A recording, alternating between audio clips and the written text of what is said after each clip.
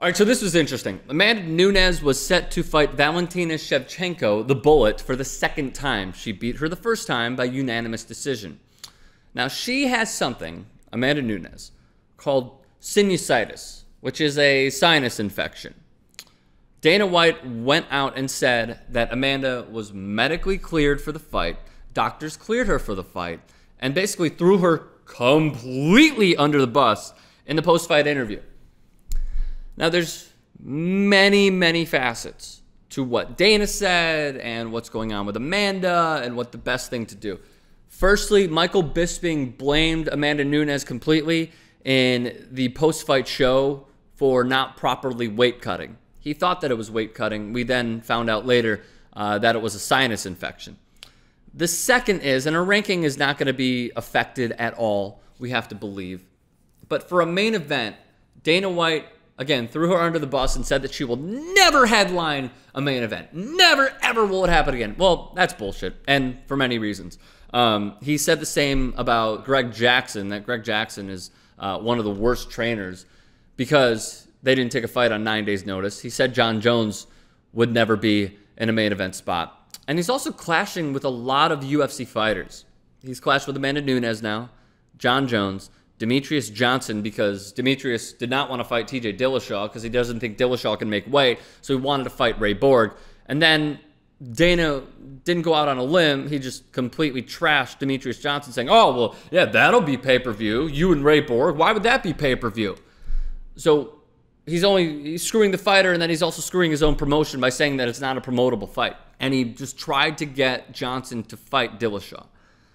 There were many other instances as well, and it's just becoming extremely unfortunate because this is now the track record of, you could say in a way, the face of the company and as the mainstay and the president of the company, continually bashing fighters over and over. So saying that she'll never headline, well, that's already trashing, in a way, her legacy because she defeated two of the best women's fighters we have ever seen in UFC history, back-to-back, Miesha Tate, Ronda Rousey, dismantling both of them.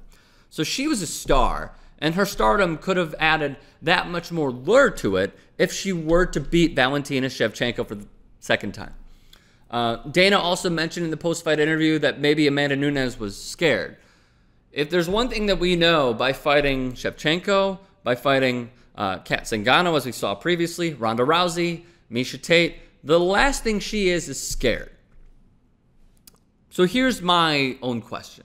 For Dana White saying that Amanda Nunes was medically cleared for this fight and just crushing her through the media, are more fighters going to side with Amanda Nunes? That even if you're medically cleared and if something feels off, you take a hit temporarily in order to come back, be better, be more healthy on fight night and win.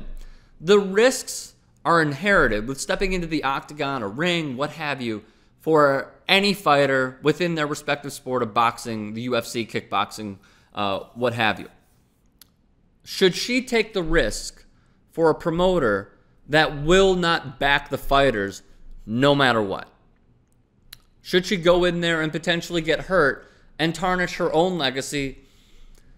Maybe potentially worse by losing this fight with a sinus infection where she can't breathe properly, because as we know, breathing is a humongous part. When your mouth is open, you're tired. Her mouth will be open from the start because of the sinus infection. Should she take a hit worse than backing out the night of the fight because she lost, and then she would blame it on the sinus infection and we'd be back at square one? It's odd. It's weird. Her popularity was increasing. It's going to go down now, but she could easily get it back if she wins, which I do believe that she will. And I like Shevchenko a lot, but and obviously Shevchenko beat Holly Holm in the past as well, and she's an improved fighter. I still think Nunes is going to win. But what should she have done? What would you have done? What would you be thinking now if your own promoter completely threw you under the bus, doesn't give a damn about what you did for him previously, by defeating Ronda Rousey, by defeating Miesha Tate, by defeating Valentina Shevchenko, by becoming a champion and representing your own country and representing, again, him in Dana White, and him just completely flipping a 180 and crushing you through the media? What would you do? I don't know what a lot of people would do in this situation. I think it's unfortunate that Dana White, who has been in the fight game long enough to know fighters, but also said that it was 90% mental, completely dismantling what Amanda Nunes has built up in that post-fight presser. I would love to know what you guys would do. If you were Nunes, if you were Dana White, who's in the right, who's in the wrong? Leave a comment below and subscribe to TYT Sports.